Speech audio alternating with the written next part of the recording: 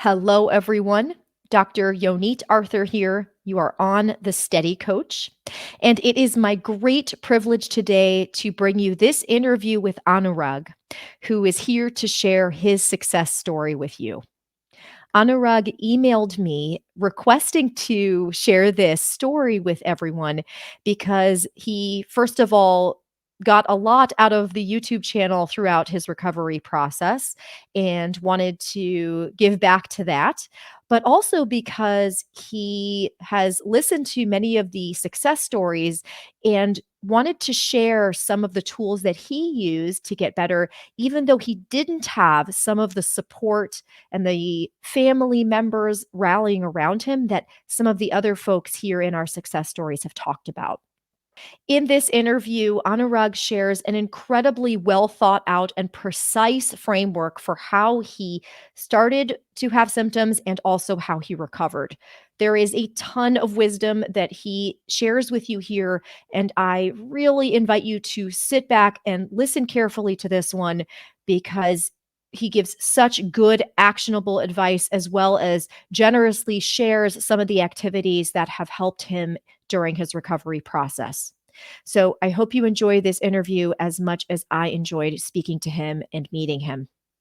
Please enjoy. All right, Anurag, thank you so much for joining me today. Such a pleasure to have you here. Absolutely. Likewise. I'm looking forward to this. Me too. Me too, because we don't know each other at all at this point. So I'm at the edge of my seat waiting to hear your story. Yeah, absolutely. So I'll start off with a bit of my background and then move into the dizziness piece of things. So, Okay. well, my name's Anurag. I've been based in Canada for about 8 years now, just outside of Toronto. Studied finance in my university days, worked primarily in consulting and then finance, for the few years after university. Mm-hmm. And in November 2021 is when I started experiencing dizziness out of nowhere. I still remember the day very clearly. I had gone for an NBA game with my friends. I woke up the next morning almost feeling as if I was lightheaded, slash, I was kind of floating in the air, Mm-hmm. or as if I was on a boat. And that feeling didn't really stop. But, since it was really new, I kind of just decided to shake it off, Mm-hmm. ignored it for a couple of days. Um, and it progressively got worse. So I went to the ER, the emergency room, and they checked all my vitals and they were all clear. And essentially, the doctors just asked me to rest and not really worry about it. Unfortunately, a few days later, I woke up with like the symptoms being much worse than than they were previously. Mm-hmm. And this time it was almost a feeling of imbalance, almost like I would trip and fall at any time. Mm-hmm. And so, yeah, that is kind of where I started off. Oh, okay. So it started off with some of these more vague sensations, and then it progressively started to just make you feel really, really out of balance. And you mentioned this kind of rocking or swaying sensation. Did that stay with you after Yeah, that? and absolutely. And the weird thing is that those symptoms stayed 24/7. So it wasn't, like those initial sort of vertigo tests that the doctors did were essentially all inconclusive because I never experienced any spinning sensations. And Mm-hmm. spinning sensations, based on my research, I know it's, one of the key criteria for you to sort of classify it as vertigo. And Mm-hmm. so I knew it wasn't vertigo either. It was more this feeling of imbalance, general dizziness, things sort of moving left and right or up and down, just this overall sense of, yeah, imbalance and not being stable. Mm-hmm. Okay. And so it came on a little bit gradually, just progressively got worse. And I have so many questions I want to ask Yeah. now. So, but I'm going to go chronologically. Yes. So you saw the doctors, they had no answers. What was that like for you? Yeah, it was horrible. As you can imagine, it meant that there was a lot of uncertainty. Mhm. And so the doctors here essentially said it'll be best to meet some specialists. But Okay. in Canada, it can take, 6, 7, 8 months even, unless you are Mhm. facing a life-threatening injury, to Mhm. get these appointments. And so at that point, since it had gotten really bad, my dad actually flew out from India to kind of pick me up because it'd be much faster to get access to specialists back home. Mhm. And that was, yeah, I mean, so I basically got clearance from my GP saying that it's okay for me to travel. Mhm. So went back to India, did all sorts of different tests, and we can get into some specifics. But firstly, we did an MRI, so everything was clear in the MRI. We also did the VNG test. I'm not sure what the full form of that is. I can't recall, but it Video also nystagmography. It's cool. I great. got you. Awesome, awesome. And it also included caloric testing, and Mhm. that was just a horrible test to even experience. Oh my God, it felt like I was in a roller coaster, just being flung around in all directions, Mhm. basically. But yeah, so we did those tests as well, and everything was either basically, I mean, all clear in terms of the MRI and Mhm. inconclusive in terms of a diagnosis. So Mhm. it was frustrating. There was a lot of uncertainty, and it was just a very tough place to be at. Yeah. Okay. And so this was in 2021, and I heard from you late last year. So this went on for a while. Yes, absolutely. Yeah. So can you give us a sense of what things were like as things got worse, you had no answers. What was that experience like? What was daily life like for you? For sure. I mean, and it's sort of to take things in a chronological order as well. So after all the different tests that we completed, we met with a lot of different specialists, right? So we Mhm. met with ENTs, we met with we met with a cardiologist. We also met with several neurologists as well, right? And it was, again, no one could necessarily find an explanation. A few of them essentially just asked me to like shake it off and that it was, it's like, that this isn't real type of a thing, Mm. right? And the one ENT who I worked with pretty closely essentially recommended looking at it as a long-term form of vertigo. And so the first sort of way forward was to do a lot of those vestibular rehab exercises, and I did those for like maybe 2 hours a day for Oh like my two gosh. three months, Oh my and gosh. it was exhausting. Like Mm. before breakfast, before lunch, before dinner, like basically 3 times a day for half an hour, 40 minutes. I'm sort of doing Mm. all these sort of balance related exercises, and I think I kind of like fooled myself into thinking I was feeling a bit better. The other thing that was happening was the neurologist basically put me on, like, gave me all sorts of different meds, which internally I just felt like that wasn't right. Um, so some of the meds they gave me, so one of them was like a calcium channel blocker. Again, I had no idea what that meant. I did a bit of research and sort of realized that it blocks some sort of signal that your brain is sending to your body or whatever it is. So, Mhm. but it just didn't feel right. And Mhm. then I was also given an anti-epilepsy medication. Mhm. And again, I have to reiterate, internally, I knew that it wasn't right. And so just a few days after, or actually a few weeks after, I stopped taking it basically. And so that was all in terms of the chronological order of things and stuff. But in terms of my symptoms, sorry, or do you have any questions on this before I talk No, about keep like, you're so incredibly organized in how you're talking. I'm just gonna let you talk. okay, awesome. Yes, I have my notes right here. So, yeah, so I sort of fooled myself into thinking I was feeling better. I came back to Canada to basically start a new job, and I used to work in corporate banking, so it was a pretty stressful environment. Late nights and all of the typical sort of corporate banking type of environment. And basically, 2 weeks into that new job, I had to quit because I remember, going to the office, working on Excel, and having the rows kind of moving up and down, left and right, um, and so I knew that I had to stop. And so at this point, I'm back in Canada. I'm living by myself, and I've quit my job, and I have no idea how to proceed. And so, because again, all the specialist appointments are still a few months out, and basically didn't have any support at that point. But what I did was I basically took a few days to do nothing, and at the worst of my symptoms, I was basically stuck at home when those like at the worst of my symptoms, because I could maybe walk for 30 seconds before feeling like I'm going to trip and fall. And it was horrible. As I said, those symptoms were also 24/7. So, it was this constant feeling of either floating in the air or having things around me move, and or as if I'm on a boat type of stuff. So that is when, after taking a few days to just not do anything, I came across two things. I came across your YouTube channel, which was a huge blessing because it validated my experience. And I think someone telling you that your symptoms are real is one of the key elements of beginning your recovery.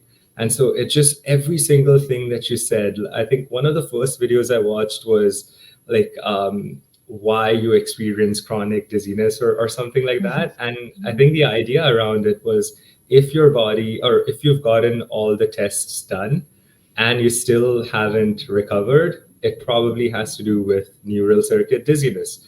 And so that really resonated with me. So I basically just binge watched your channel, and then alongside that, I looked into nervous system coaching. And so that is when I got myself a nervous system coach, and that's what sort of helped me throughout. So the first, you said throughout this process, you were seeing these specialists, you were getting these medications, and you already kind of knew something about this doesn't fit. Yeah. It doesn't fit. You were doing VRT, it wasn't helping. And then when you came across that video, I know exactly which video you're talking about. It's kind of my intro video. I was missing one for a long time, but now I have it. It made sense. And then you're like, oh my gosh, this is my nervous system. This isn't that there's something physically wrong with my body. The symptoms are real, but it's brain generated. Absolutely. And I think it'll be good to sort of let everyone know that if my symptoms were at like a 10 out of 10, maybe 10, 11 months ago, where I was not able to work and all of that, not able to really walk, I would say that they're down to maybe 1 or 2 out of 10 on most days now.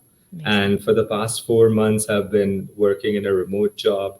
I've started to go on regular walks. I've been going out a lot more with my friends. So even though I'm not at 100%, I would say I am almost there. And so I just like to preface that, and that it's gotten better with everything that you talk about on your channel, and specifically this nervous system coaching as well. Okay. All right. So where do you want to start? Do you want to start with talking about how your nervous system got into this state in the first place? Maybe we Yeah. start there. Yeah, I think that'd be a great place to start. And I would, if I were to summarize my answer to your question in terms of how my nervous system got in a state of hyper alert, Mhm. I would say it's childhood. And so I would like, that's sort of the overarching umbrella. Mhm. But some of the specifics, or to give you a bit more context, actually, Mhm. right? So my parents got divorced when I was 19. So, pretty late in my sort of teenage years. Mhm. But throughout my entire life, they were basically fighting like cats and dogs. And so with that, there was a lot of stress at home. And so with that stress, naturally, their nervous systems were dysregulated. And obviously, as a child, I needed someone to co regulate with me, but I didn't have that. And so my nervous system was basically thrown out of whack from day one. Mhm. And a few other sort of things that I feel relate to this is that I don't think there was any support from the outside for neither my sister nor I in terms of navigating challenges at home. So there was no area for us to even express ourselves. We weren't ever allowed to express anger. And I know you have a video specifically on anger as well, right? And then, yeah, and whenever we did sort of try to share our experiences with any relatives, it was always invalidated. And for some additional context, I actually grew up in Singapore, so most of our extended family was still back in India. So there was no sort of no one, no family that we could run to per se to get any help. Um, and then there was also sort of unrelated to what was going on at home, specifically in regards to parents, was that growing up in Singapore, there was a lot of pressure to perform well academically. So, like societally and sort of in this familial environment. And so it used to feel like it used to feel like the world would come to an end if I failed on a test. And it was a pressure cooker. I mean, Singapore's education system always ranks number one in the world in terms of math and science and all of that. Mhm. And there's a reason for it, right? So Mhm. I think it was just like this culmination of all these different things that basically put me in retrospect, put me in a state of fight or flight 24/7. Wow. First of all, I just have to remark here on just the depth of your insight on this is just wow. And I often will say that stupid people don't end up with chronic dizziness. So, Yeah. and I really do say that not so much in public on my YouTube, but I guess I just did. And case in point, right here. um, but wow. I, and you were unaware of all of this before the dizziness started. You were just told. So this is all new insight that you've developed over the last year. Yeah, I mean, a lot of it is new insight, but a lot of it isn't as well. So about 3 years ago is when my last serious relationship ended, and that is when I knew that I had to like I knew at that point that a lot of the things I experienced in my childhood were showing up in my adult life. And so 3 years ago itself is when I started seeking therapy, but I specifically went for CBT, cognitive behavioral therapy. And now, having been through sort of CBT along with like nervous system coaching, in my personal view, is that CBT only scratches the surface. And so I had already sort of become aware of a few of these things, but I basically hadn't released anything. And so a lot of the new insight has definitely been only after this dizziness started, but a decent amount of it was also sort of prior to it. Thank you for making that point because you're right. And of course this varies from person to person. For some people it's really just the understanding, the cognition, the thinking, the analyzing that makes the difference, but I talk about this a lot, probably could not talk about this enough, how this experiential component of, like you're saying, releasing or living through and processing through your body and your nervous system these experiences just doesn't happen by thinking. You can't think about it. Absolutely.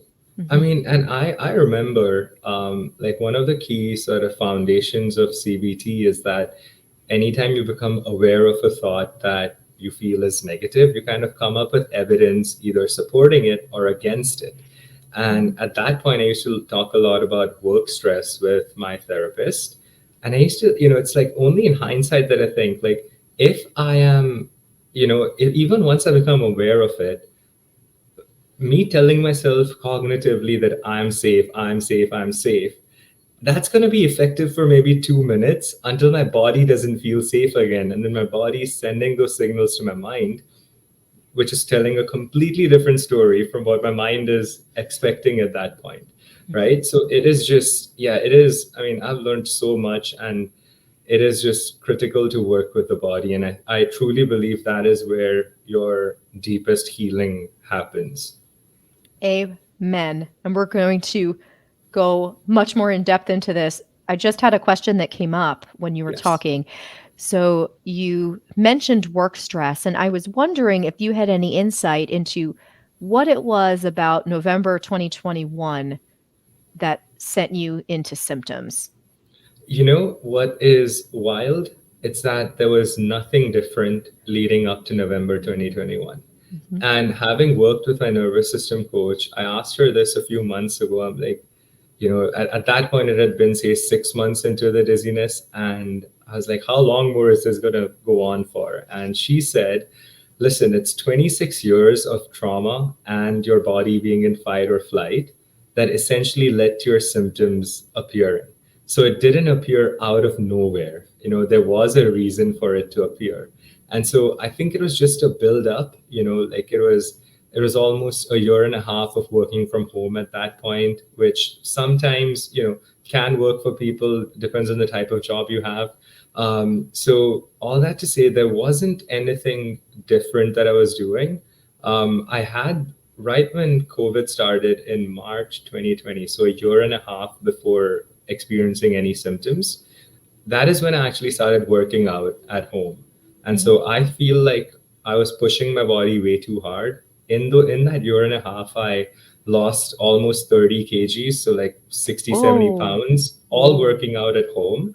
Mhm. Um, and I felt like that's the only different thing that I did, and that I might have pushed my body at a point when I sort of shouldn't have.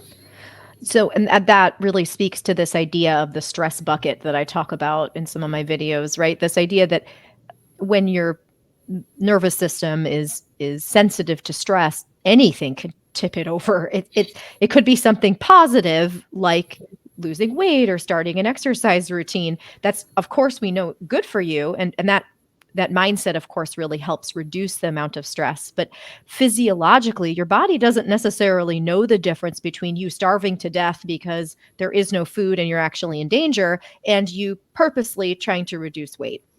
Absolutely. And, it has, like, this experience has even changed my perspective on sort of exercise and just general well-being.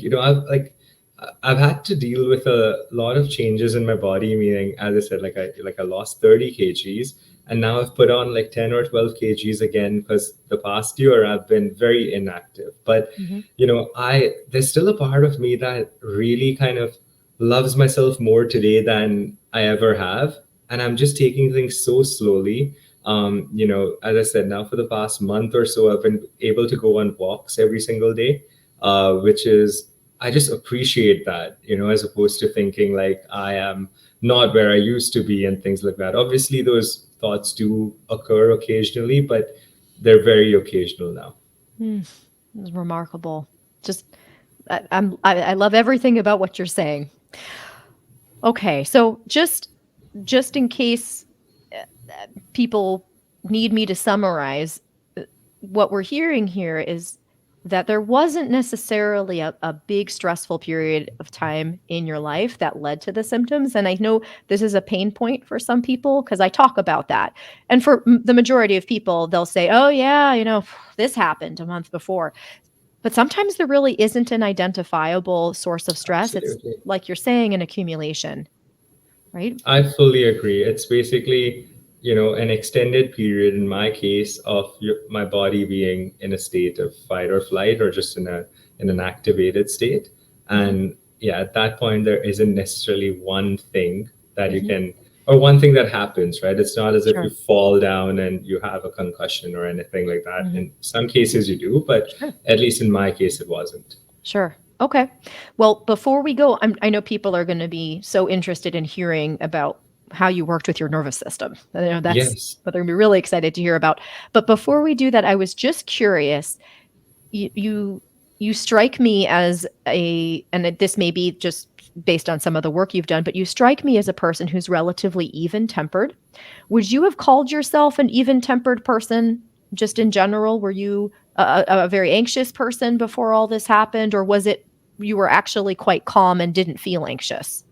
I think I was, given that my body was activated, I think I was anxious throughout my life. It's just that I wasn't aware of it. And, or I was repressing a lot of the real things that were happening.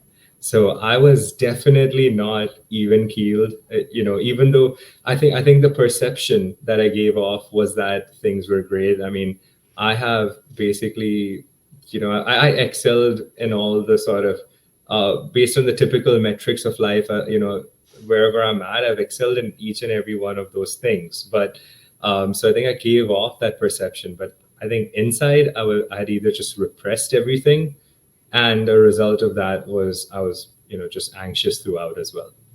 So I'm going to highlight this because obviously I think from what I've seen, the majority of people who end up with chronic dizziness self-identify as anxious people, but a large number of them don't. Hmm. Large enough that they then come to me and say, Yonit, I'm not an anxious person. I've always been very collected. I've always been very together. And it's those people, the ones who are just hyper responsible, super like collected, always manage anything that comes their way. Oh my gosh, they are also vulnerable to this in ways sometimes that the anxious people aren't, because the anxious people are more reactive and more likely to notice that it's anxiety that is not necessarily leading to, but it's accompanying the symptoms, whereas someone who's even keel like this may not make that connection. Absolutely. I mean, I think someone who is, I mean, you touched upon someone trying to do many things and stuff. I mean, if uh, a lot of people who may not identify as being anxious are still the ones, in my experience, who are trying to control a lot of things. Yes. And so, yeah, I'll just leave it at that. Do you put yourself in that category? I would. I Yeah. mean, but I knew I was. I mean, sorry, I wasn't aware I was anxious, but I Mhm. did. I mean, looking back, I pretty much was anxious my entire life. Yeah. Wow. All right. So I would love to hear more about how you started pulling yourself out of this. Yes, 100%. So let's sort of roll it back to April of 2021. Mhm. So now I've come across your YouTube channel. I've watched everything. I decided, okay, it's time to look at the nervous system and work with that. So I found a coach online, Mhm. who sort of specializes in it. And there was just something about her website which resonated with me. There was nothing Mhm. else. Like I looked at 4 or 5. So I Mhm. decided to go with this particular one, and it was absolutely amazing. So one of the first things she told me, again, validated my experience, saying this is real. It's not as if you're hallucinating or anything. And the second thing she told me is that we need to work at your body's pace. And so that's exactly what we did. So, to give you some context, back then, even just heading down to the coffee shop right under my building used to worsen my symptoms every single time. And so we started off with some very basic exercises, and I've forgotten the name of them, but I'll sort of describe them for you. Mhm. So I Mhm. remember one of the first exercises we ever did, which I still do today, is looking around in your environment, finding an object that's either neutral or bringing up something positive for you, right? And describing that in as much detail as possible. So, you're describing the texture, you're describing the color, you're describing whether it's like it could be warm or cold, just the shape, size, all of it, right? So it could be like your water bottle, which is kind of neutral. Mhm. So that was one of the first exercises we did, very basic. Another one we did, and she refers to it as tactile sensations or something like that. So, once again, holding an object in your hand and really feeling into it, seeing, again, describing it in detail, but more so than describing this time, you're just feeling into the sensations. And so it's funny. As I said, I've been working now for 4 months again, and I have this pebble that I keep on my table, and just randomly throughout the day I'll like hold it in my hand and Mhm. kind of just feel into it, and within like 30 seconds I instantly notice myself calming down and sort of Mhm. feeling a bit more, just feeling a bit better. Can I So interrupt you for just one yeah. moment? Because it sounds to me like and I just think this is such a critical point. There was no emphasis on we're doing this to stop the symptoms. It was we're doing this to regulate your nervous system and help your nervous system feel safe because that's the source of all of this. Is that right? And absolutely, I mean, Okay. obviously she knew that as my nervous system starts regulating, the symptoms will also hopefully dissipate. But Mhm. Mhm. the entire focus was just get back into your body and make sure it knows that it's safe, as Mhm. opposed to we're going to do this so that you're going to wake up tomorrow and everything's going to be okay. It was more Mhm. so come back to the body, come back to the body, Mm. come back to the Mm. body. Wonderful. Yeah. Thank you. I'm sorry to interrupt you. Please. So you mentioned the tactile approach. So what Yeah. else? What next? So, yeah, so I mentioned the tactile approach. I mentioned the first approach of sort of looking outside, finding a neutral object or a positive object, and sort of Mhm. describing it in detail. And then even, and again, it sounds so basic when I explain or share such things, but these are the things that have helped me. So something like related to the tactile sensation stuff is again Mhm. holding an object, right, and Mhm. kind of just moving it from side to side, Mhm. seeing how that feels. And I think like while you're doing any of these exercises, it's important to, before you start, sort of tune in and assess, okay, how am I feeling?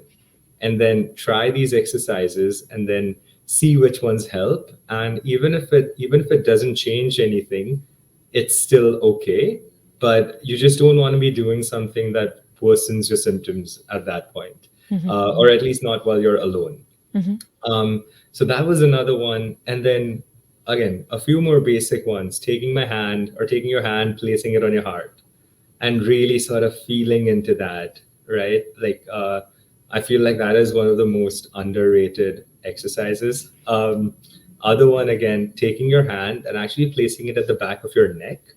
And I think the idea behind Oh, this, like yeah, holding an infant. you got it. Yeah. You got Oh, it. yeah. And it is so incredibly powerful. And the thing is, like, what I've learned throughout all these exercises is that when you're experiencing your symptoms, it's not the time for you to figure out why you're experiencing it. The Mhm. first thing for you to do is to sort of ground your body again. And so Mhm. each of the exercises that we spoke about essentially do that. And so, even when you have your hand on your heart, you're not trying to figure out, oh, why am I anxious? Why am I this, blah, blah. You're literally just taking your hand and you're feeling into those sensations of connection. And that's about Right. it. So what you're saying, I'm gonna phrase it the way that I would, and you tell me if you agree with how I'm explaining this. So there's a tendency, there's an analytical part of ourselves that likes to show up. Wait, why am I dizzy right now? Okay, what happened a few minutes ago? Which I do encourage initially because often it's a feeling that's brought up the symptoms and we want to tend to the feeling. But what you're describing is it honestly doesn't even matter what it was that triggered it. What you know is that there's a lack of safety in your body, period, and you need to care for yourself. You need to tend to yourself. And with the way you're describing it, it's not just tending to some higher level process like, oh, I feel insulted because my husband asked me. It's not that. It's there's a more primal young feeling part of me that is crying out for safety that needs to be tended to. Yeah, I mean, primal young part of you is one, but also, I mean, even if you don't want to get into like the inner child stuff, just your body is feeling unsafe right now. Yeah. And I think the analyzing piece is important as well, but Mhm. you can't really analyze anything properly when your body is in a state of fight or flight. Mhm. So that's why I personally feel like your first, like when you experience these symptoms, the first thing you should do is sort of ground your body, and then a Mhm. while later, whatever that time period is for you, is when you can look back and try to see if there were any particular triggers that led to Mhm. this. Mhm. So then I know the question people are going to ask. So what if you do have 24/7 symptoms? So first of all, how often are you practicing this? And then also when do you know it's a good time for you to actually sit and feel into or think about the things that are actually bothering you? That is a great question. I think, yeah, so definitely for like 3, 4, or maybe for even 5, 6 months, my symptoms were 24/7. And Mhm. so I was basically practicing this whenever. So I had a reminder set on my phone for twice Mhm. a day. Mhm. But other than that, I was practicing it whenever I remembered or Mhm. felt like. Mhm. And even though the symptoms were 24/7, there were times when it was worse. So I Mhm. knew that those were the times to never sort of sit back and analyze, right? Because it's at its worst at that point. Wow. So That's good it was advice. when, yeah, Mhm. so it was when those symptoms even though they were present, when they were still a bit less compared to the worst point, is Mhm. when I would sort of take a step back and think about, okay, like, did anything in particular happen today that Mhm. made this, made things worse earlier? Or is there a particular, is there something I'm repeating on a daily basis that's causing this? So Mhm. that's a kind of, yeah, that's what I would say, that yeah, basically don't do this whole analytical stuff when things are really bad. That's very good advice. Very good Thank advice. you. Yeah. So, okay, so you gave I think now I understand the structure of those first few months. You would do this twice a day and then in between or at your worst moments. And this must have taken tremendous faith and patience. How did you keep that during this time when things weren't changing?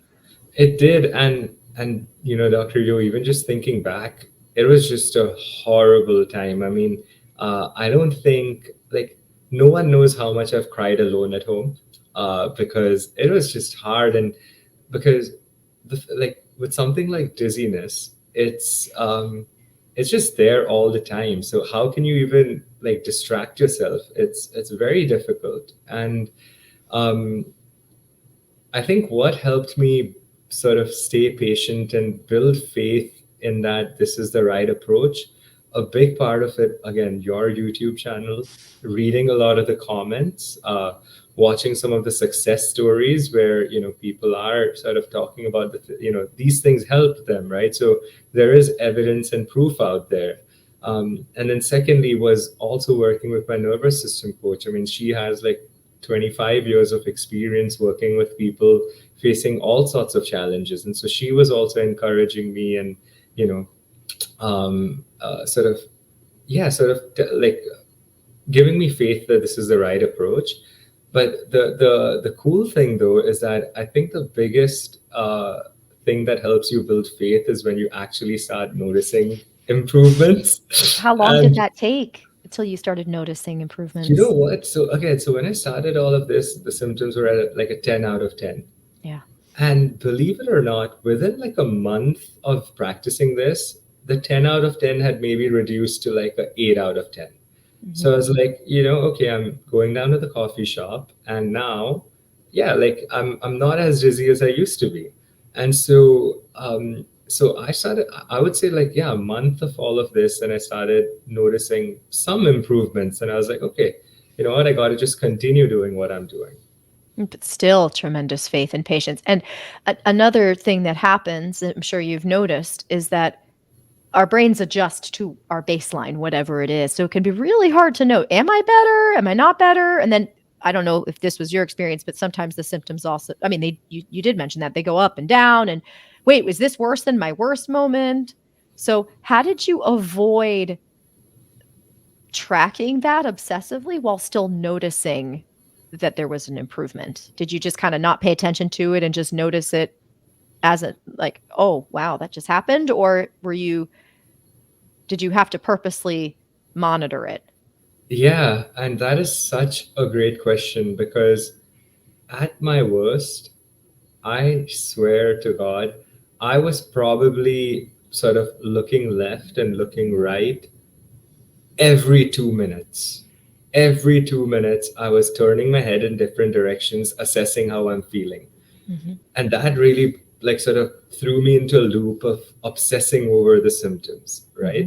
mhm, And I think I believe it was one of your videos that essentially said, like, acknowledge the symptoms, but then still try to like come back to, you know, acknowledge it, but then don't like obsess over it. It was mhm, something along those lines. And mhm, and essentially that's what I tried doing. As I sort of was just turning my left head and right, I used to remind myself, hey, it's there, but checking for it is not going to make it better, mhm, right? If you keep checking for it, it's there and you can't necessarily do much about it. So at that point, acknowledging it and then basically moving into something else to kind mhm, of consciously distract myself, if you will. mhm, And at that point, because I couldn't do a lot, it was essentially lots of Netflix, or calling friends, catching mhm, up. Hmm. those sort of things. Yeah. Hmm.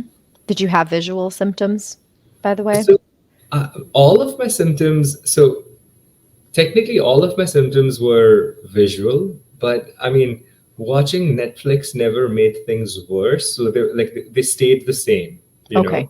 And I Okay. could and I could sort of dive, like I could sort of focus on it enough such that I was just sort of involved with what I was watching as opposed to thinking about the symptoms. So this what you're getting at here is kind of where some of these CBT tools can actually be really helpful, but they're not in and of themselves enough, right? So this idea that we should acknowledge and then come back to what we were doing is great, but it's not going to if the body alarm, if that fight or flight, if that nervous system issue is still happening, it's just going to keep dragging you back into it and you're just going to constantly or perpetually be fighting it. Yeah, I mean, you said it perfectly. Like your body is gonna keep sending those signals, and so even if you're telling yourself something else cognitively, those signals from the body will essentially out or over like will basically hold more weight than what you're Mhm. telling your mind. Mhm. Okay. So while you're practicing all of these things, after about a month, you're starting to see a reduction and that gives you hope and faith and so you keep going. At what point do you start to make these connections with things in your past? And or was that something that was talked about from the beginning? Yeah, I think like after sort of after getting all the tests done and things, I think that like the moment I started hearing about nervous system work through your channel and my coach is when I made that connection. So you know Mhm. it was pretty instant in that sense. Mhm. So have you had to do any specific work around emotions related to your childhood? Yeah, so and that's where like the CBT part comes in, right? So Mhm. I started with CBT like 3 years ago. Probably did it for a couple of years before this whole dizziness stuff started, and so Mhm. I'd already uncovered a lot of the like theoretically I knew what I had to work on in terms of emotions, and Okay. now in the past ever since this started, so almost like now 10 months since I started working with the coach, is I have there's this part of me that really believes that my first goal is to come into regulation. Mhm. And as my body becomes regulated, I'll be able to process whatever needs to be. So, Mhm. Mhm.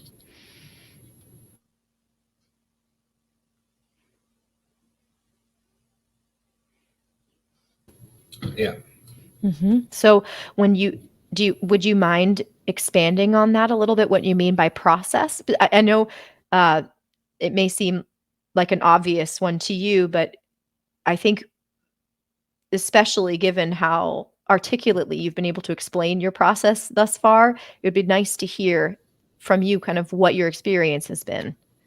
Yeah, 100%. I mean, I think there are many things that can happen in one's childhood that change, that basically get stuck in their body, right? So, one of the things that I had to process was basically feelings of abandonment.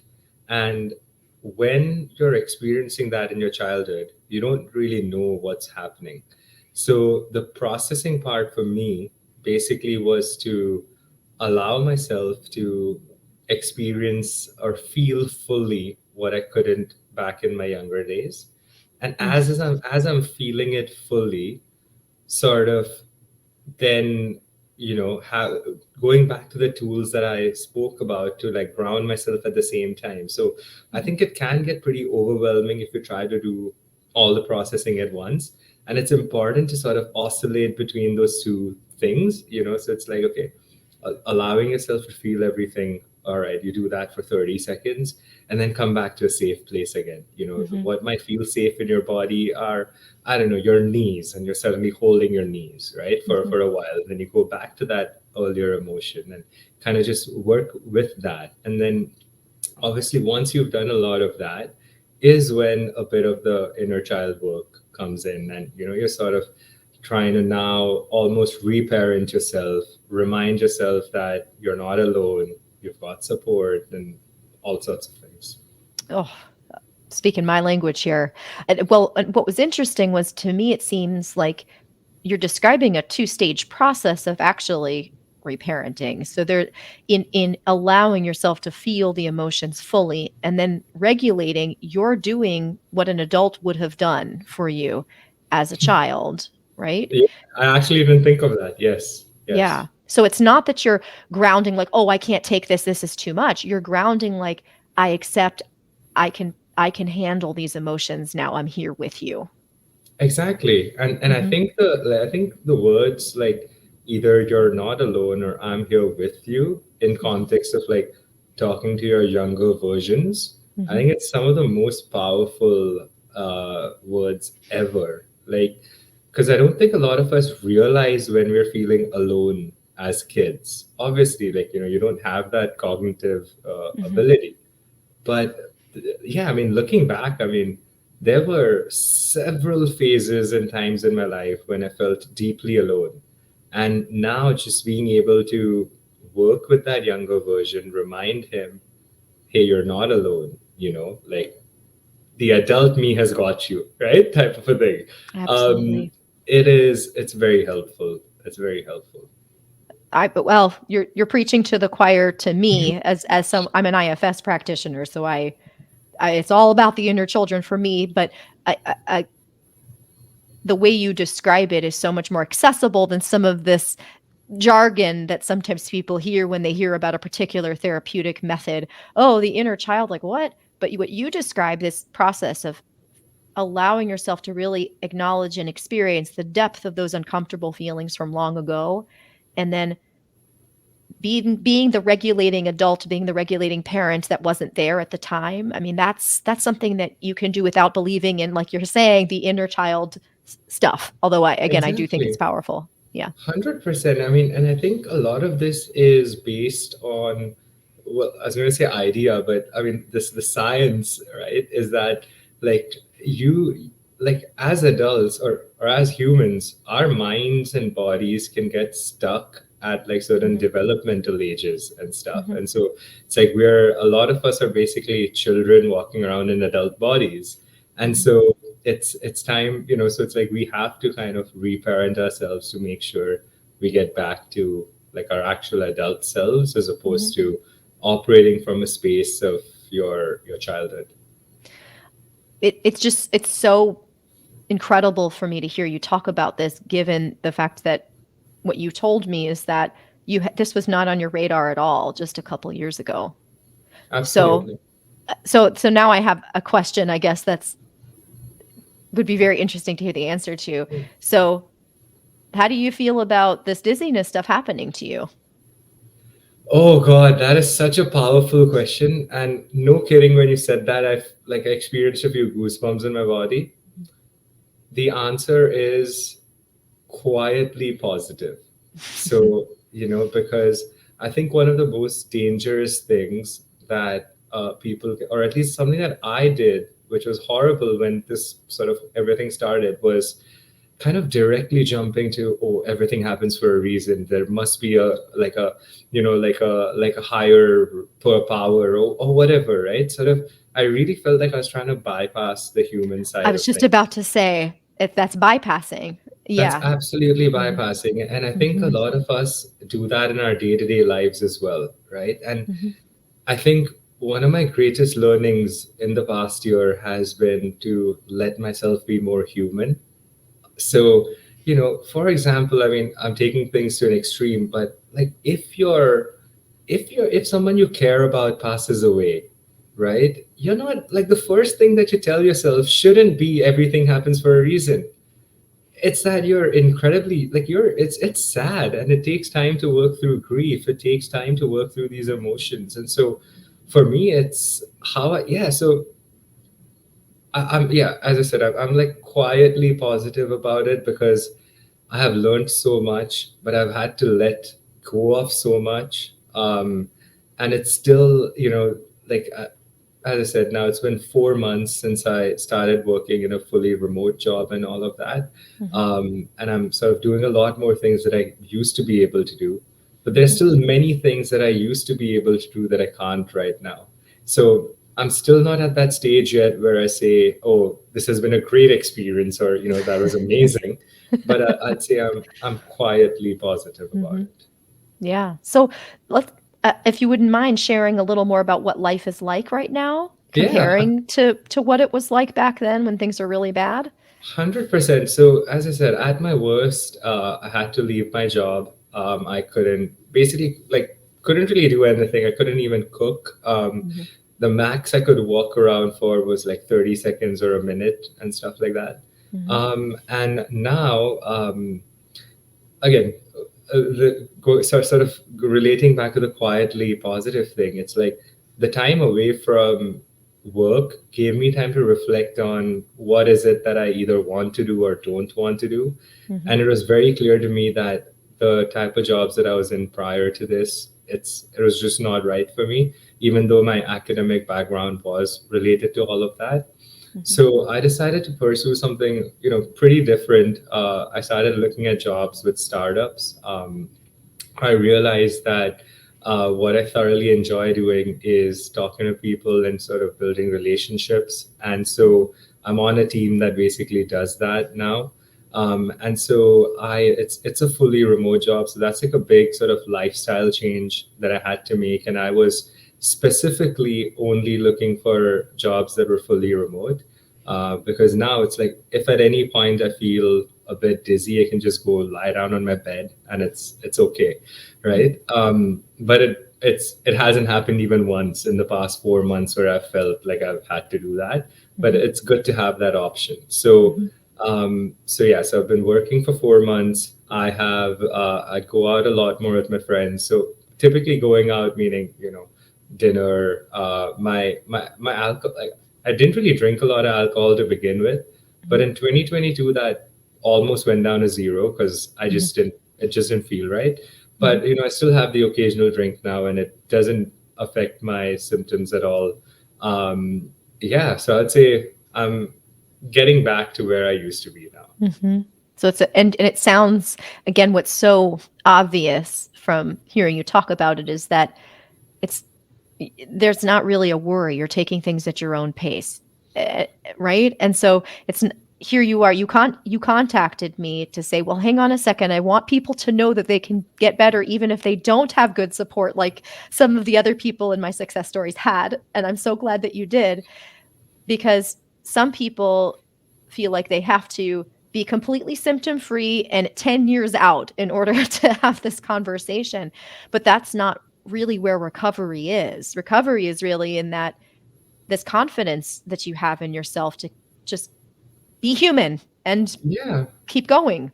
and I think one of the other sort of one of the key lessons that came out of last year for me was understanding what's important to me. I think I was for way too long living a life according to someone else's values or societal values. Mhm. So, like I was in a six-figure job earlier. I took a pay cut to join this particular startup. But again, fully remote, the culture is much better. It's very Mhm. supportive. So it's like it gave me last year really gave me clarity in terms of what's important to me. Mhm. And right now, what's important to me is my health. It is sort of spending time with my friends. It's making a difference in the world in whatever capacity possible. So I actually started like a TikTok channel last year, and that's grown to like 13,000 followers. Wow. So I've been, yeah, so that's sort of what's important to me. And I've been taking things at my own pace for sure. Mhm.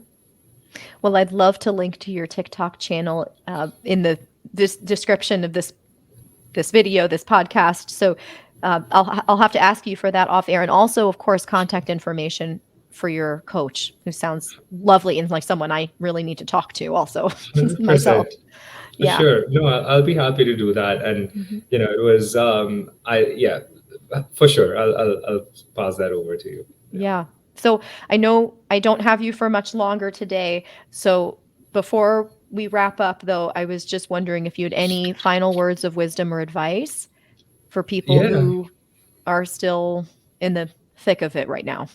absolutely. And I'll say two things. The first one you might not necessarily want to hear, but it is absolutely, in my opinion, the like something that'll help. And we touched upon it earlier. It's about being patient, right? So you might have felt as if your symptoms came out of nowhere, but it didn't come out of nowhere. It was like a long build up that caused this. And so if it's taken years of a build up to get you to this point, it is going to take a bit longer for you to get back into regulation. Mhm. So I would say be patient. It's one. So keep in mind, for me, it's been about 14 months. November 2021, we're in Jan 2023. So it's been a long journey, but I've also given up that sort of, I've given up the pressure of like, I have to be at 100% right away. So it's just taking things at your own pace, being patient. And the second thing I'd say is don't try too many things at once. So I was a victim of that. I basically used to spend hours on Google trying to read up things, and it was not helpful. So I'd say pick a couple of things that resonate with you and try those for a couple of months, see how that feels, and then kind of make changes where relevant, but don't try everything at once. Hmm. Solid advice. Thank Solid. you. And one that's a message that can get lost on my YouTube channel because I have so many resources because different things work for different people, but that doesn't mean you have to do all of the things, right? Absolutely. Absolutely. So, Mhm. yeah, I mean, I'll sort of leave it at that. Mm, thank you. This has been tremendous. I cannot even tell you how helpful this is going to be to people. You articulated all that so concisely and so precisely. People are really going to get a lot out of hearing about your experience. Thank you so much. I'm so glad you wrote me that email. Thank you. No, Doctor, I mean, the moment, like you've literally been a lifesaver along with my coach. And the moment it felt right for me to be able to share my story. And I know how much your channel helped me in terms of the success stories. So it just felt like the right time. So thank you for the opportunity as well. Oh my gosh, it's such a privilege. And I set the goal at the beginning of the year to collect as many stories as I can because I know how much they mean to people. But it's still again, it's such an honor for me Thank you. to be able to speak to you. Thank you so much. Oh, sorry. Yeah. Yeah, you cut Yeah. off a bit there, but yes, thank Yeah. you. Okay. All right. Well, thanks again for coming on. And anyone who has questions or comments, drop them below, and I will put the TikTok information and your coach's information in the description. Absolutely. Thank you, Dr. Yo. Okay. Take care, Anurag. Bye bye.